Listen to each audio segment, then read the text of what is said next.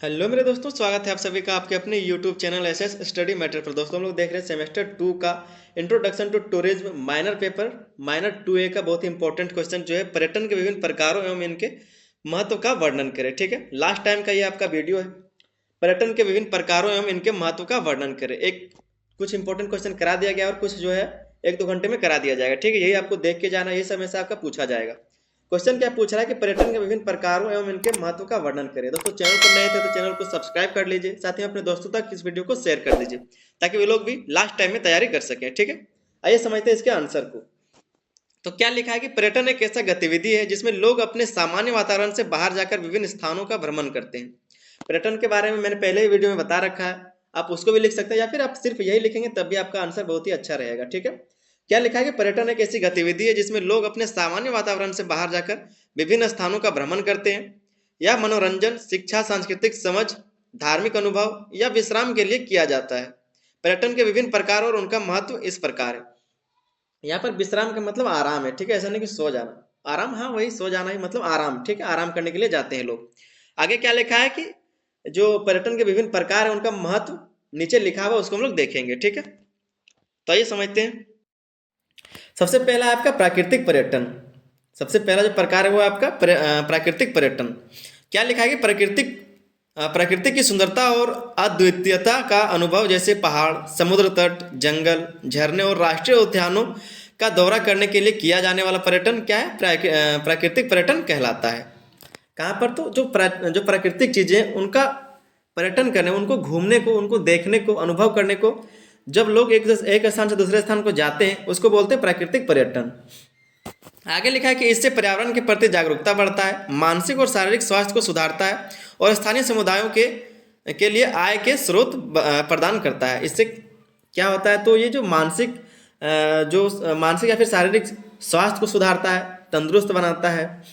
इससे पर्यावरण के प्रति जागरूकता भी बढ़ता है और साथ में क्या होता है कि जो वहाँ पर स्थानीय समुदाय है, जो स्थानीय लोग हैं, उनके आय का भी स्रोत प्रदान करता है। ठीक है, दूसरा प्रकार का सांस्कृतिक पर्यटन। इसमें क्या है कि विभिन्न संस्कृतियों, परंपराओं, कला, संगीत और इतिहास को समझने के लिए किया जाने वाला पर्यटन सांस्कृतिक पर्यटन कहलाता है। जैसे कई तरह की संस्कृति या फिर परंपरा, कला, संगीत और इतिहास को समझने के लिए जब एक स्थान से लोग दूसरे स्थान जाते हैं कुछ समय के लिए, आराम करने के लिए या फिर घूमने के लिए, तो उसको क्या बोलते हैं, तो सांस्कृतिक पर्यटन कहलाता है वो।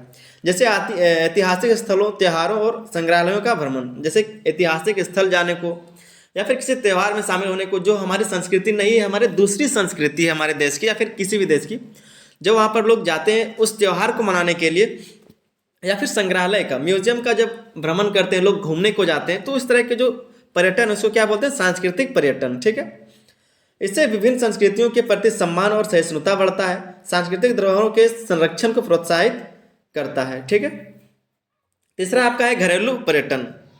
तो किसी भी व्यक्ति की वह प्रक्रियाएं जिसमें वह अपने निवास स्थान को छोड़कर अपने देश के भीतर कहीं भी घूमने, अवकाश का समय बिताने, व्यापार या अन्य कार्य के लिए कुछ समय या साल भर से कम समय के लिए जाता है, तो इसे घरेलू पर्यटन कहते हैं। मान लीजिए कि हम या फिर आप कोई भी अपने ही देश में कहीं पर घूमने गए, चाहे वो व्यावसायिक रूप से हो या फिर किसी भी तरीके से, अपने ही देश में घूमने को जब जाते हैं किसी भी उद्देश्य से, जब घूम के हम लोग वापस आते हैं कुछ समय के बाद, 6 महीने या फिर साल भर से कम समय में, तो उसको क्या बोलते हैं, घरेलू पर्यटन। ठीक है, उसी को घरेलू पर्यटन कहा जाता है जब एक ही देश में घूमने को लोग जाते हैं। उसका जो आपका चौथा पॉइंट है वो है धार्मिक पर्यटन। तो धार्मिक स्थलों की यात्रा और आध्यात्मिक अनुभव प्राप्त करने के लिए जाने वाला पर्यटन धार्मिक पर्यटन कहलाता है। जैसे कोई भी लोग तीर्थ करने को जाते हैं, कोई भी पांचवा आपका नंबर क्या है, तो साहसिक पर्यटन। साहसिक मतलब क्या है, तो रोमांच, एडवेंचर। ठीक है, तो क्या लिखा गया है कि रोमांचक गतिविधियों जैसे ट्रैकिंग, पर्वतारोहण, स्कूबा डाइविंग और पैराग्लाइडिंग में भाग लेने के लिए किया जाने वाला पर्यटन साहसिक पर्यटन कहलाता है। मतलब कोई भी एडवेंचर या फिर किसी भी तरह का जो कारनामा होता है, या फिर हम लोग घूमने के लिए जाते हैं जब, तो कई तरह की चीज किए जाते हैं पहाड़ों में, या फिर जिस तरह का क्षेत्र होता है वहां पर जब पहाड़ी क्षेत्र को जाते हैं तो इस तरह का एडवेंचर देखा जाता है। ठीक है, किया जाता है। तो इस तरह का जो पर्यटन के लिए लोग जाते हैं तो इसको क्या बोलते हैं, साहसिक पर्यटन। और इसमें क्या होता है, तो इससे आत्मविश्वास और टीम वर्क को बढ़ावा मिलता है, जीवन में रोमांच और ताजगी लाता है। क्या होता है इससे, तो साहसिक बनते हैं लोग जब इन एडवेंचर्स को करते हैं, तो उनको पता चलता है कि हाँ हम ये सब कर सकते हैं। कई सारों को ऊंचाई से डर लगता है या फिर जो चीज़ें होती है उनसे पता चलता है कि नहीं हम ये सब कर सकते हैं, ठीक है। और साथ ही में जीवन में रोमांच भी लाता है, ताजगी आता है कि आज खुशी हुआ ये सब करके, तो एडवेंचर भी जीवन में जरूरी है। साहसिक पर्यटन आपका छठा पॉइंट है, चिकित्सा पर्यटन। तो यह पर्यटन का नवीनतम प्रकार है। भारत की आयुर्वेदिक चिकित्सा पद्धति, योग और विज्ञान का तालमेल लोगों के जीवन में आनंद भर सकता है। आज से कुछ वर्ष पहले लोग चिकित्सा पर्यटन से अनजान थे, लेकिन आज चिकित्सा उपचार प्राप्त करने के लिए लोग दूसरे स्थानों की यात्रा करते हैं। जब लोग आयुर्वेदिक चिकित्सा, प्लास्टिक सर्जरी और हृदय उपचार के लिए यात्रा करते हैं तो इलाज के साथ साथ पर्यटन भी संभव हो पा रहा है। कम लागत और बेहतर उपचार प्रदान करता है, स्वास्थ्य सेवा को बढ़ावा देता है, ठीक है। चिकित्सा पर्यटन का मतलब क्या है कि पहले के जो लोग थे वो एक ही स्थान पे जहाँ पर उनका ज्ञान होता था, जहाँ पर जिस तरह का शिक्षा होता था वहीं पर अपना इलाज करवाते थे।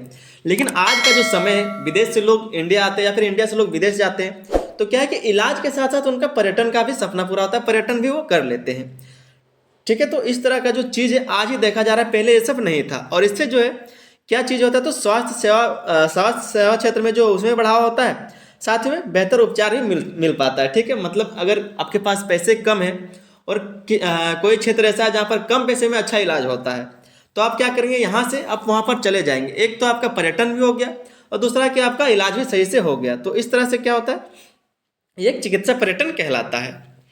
सातवां आपका है व्यवसायिक पर्यटन। तो इसमें क्या होगा कि व्यवसाय से संबंधित गतिविधियों के लिए यात्रा करना, जैसे सम्मेलनों, बैठकों और प्रदर्शनियों में भाग लेना। जब कोई व्यवसायी व्यक्ति किसी भी सम्मेलन में या फिर बैठक में, प्रदर्शनियों में भाग लेता है, तो क्या करता है वो जो बिजनेस का चीज़ है, जो व्यवसायिक चीज़ है, उन सब चीज़ों की बात करता है, अपने बिजनेस के बारे में बात करता है। साथ ही में जब वो एक स्थान से दूसरे स्थान जाता है तो वहाँ पर घूमता फिरता है, तो एक पर्यटन के रूप में भी कहलाता है, ठीक है। उसी को कहते हैं व्यावसायिक पर्यटन। क्या लिखा है, व्यावसायिक पर्यटन कहलाता है। इससे व्यापारिक नेटवर्क का विस्तार होता है, नए बाजारों और अवसरों का निर्माण होता है। इससे क्या है, तो जो व्यापारिक नेटवर्क है उसमें विस्तार होता है, नए बाजार और अवसर का भी निर्माण होता है। आठवां पॉइंट आपका शैक्षिक पर्यटन। जब लोग अपने निवास स्थान को छोड़कर दूसरे स्थान में शिक्षा प्राप्त करने या शैक्षिक अनुभवों के लिए यात्रा करते हैं तो इसे शैक्षिक पर्यटन कहा जाता है। जैसे अध्ययन यात्रा, अनुसंधान यात्रा और प्रशिक्षण कार्यक्रम, इससे ज्ञान और कौशल में वृद्धि होती है। छात्रों और शिक्षकों के बीच सांस्कृतिक आदान प्रदान को बढ़ावा देता है।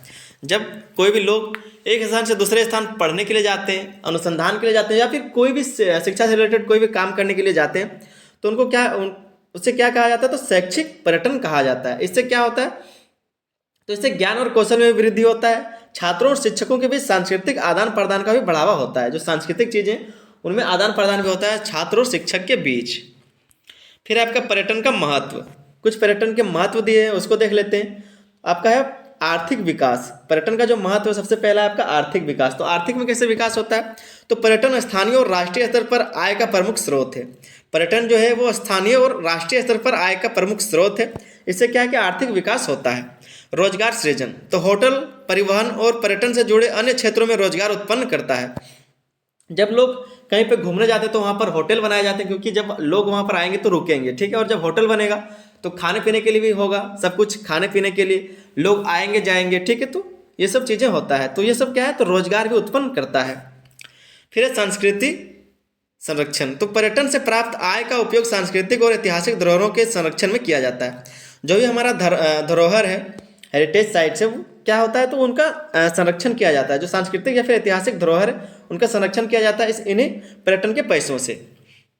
फिर आपका कि वैश्विक जुड़ाव, यह देशों और समुदायों के बीच दोस्ती और आपसी समझ बढ़ाने में मदद करता है। वैश्विक जुड़ाव, अगर आप एक स्थान से दूसरे स्थान पर जाते हैं, पर्यटन करते हैं, तो क्या होगा, आप यहाँ की संस्कृति से और जहाँ पर आप गए वहाँ की संस्कृति से अच्छे से तालमेल हो पाएंगे, आप समझ सकेंगे सब संस्कृतियों को। तो इससे क्या है कि वैश्विक जुड़ाव होता है, लोगों में आपस में जुड़ाव होता है, समुदायों में आपस में जुड़ाव रहता है, ठीक है।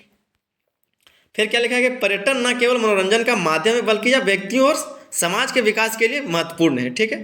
क्या लिखा गया है, तो पर्यटन न केवल मनोरंजन का माध्यम है बल्कि यह व्यक्तियों और समाज के विकास के लिए महत्वपूर्ण है। तो ये आपका क्वेश्चन का आंसर था। उम्मीद करते हैं बहुत ही अच्छे से आपको समझ में आ गया होगा। तुरंत ही अपने दोस्तों तक इस वीडियो को शेयर कर दीजिए ताकि वे लोग भी तैयारी कर सकें, ठीक है। और चैनल पर नए थे तो चैनल को सब्सक्राइब कर लीजिए। चलिए मिलते हैं अगले वीडियो में, तब तक के लिए धन्यवाद। जय हिंद।